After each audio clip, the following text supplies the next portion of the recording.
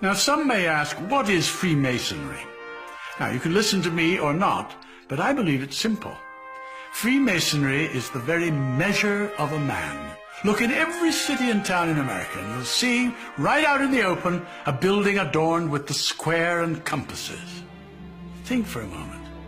Freemasonry uses the oldest tools of antiquity, those tools of measurement used by the stonemasons, like the square and the compasses, to demonstrate and pass on the great truths and wisdom of the ages. We use tools of measurement because Freemasonry believes a man's greatness can be measured, not by his wealth or fame, but by his deeds, his character, his truth, his tolerance, his charity, his trust, his friendship, his love for his fellow creatures. It's been said that human happiness comes from the smallest of improvements. So he that can effect positive change, even by a simple kindness, adds wealth to the common stock of humanity. Freemasonry therefore believes greatness can be seen in a man's positive effect in the world, and that to do good is the best way to glorify God. Where the roots of Freemasonry began, no one can say for certain. They're hidden in antiquity, and perhaps that is best, at least for me. I became a Freemason in the Age of Enlightenment, a time much like you now live, a time of great light, where science had changed the way we live. I only wish that the moral sciences could do the same, because it seems to me that the great religions of the world all provide a moral compass to their faithful. And while each man must wrestle in private with his personal relationship with God, Freemasonry offers an ecumenical brotherhood, a fraternity composed of men of all religions, founded on the practice of the great moral and social virtues. And that's why you see on our symbol the letter G.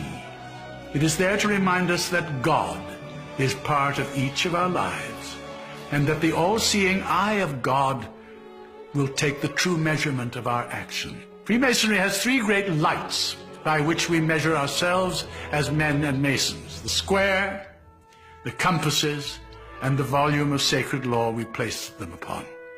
That sacred book, one revered by the individual mason, is where we take our oaths, lay the foundation of our lives.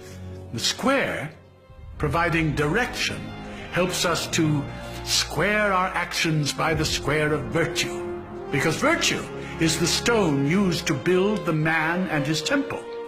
Virtue is the cement that binds our relationships, and it is by our virtues that we are measured. The compasses are the tools of our conscience.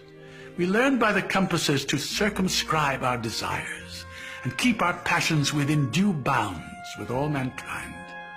The compasses create a circle, the precise circumference required to keep tradition and revelation, principle and creativity in balance. Now, as to the great secret of Freemasonry, it is actually found in the unconscious of each person.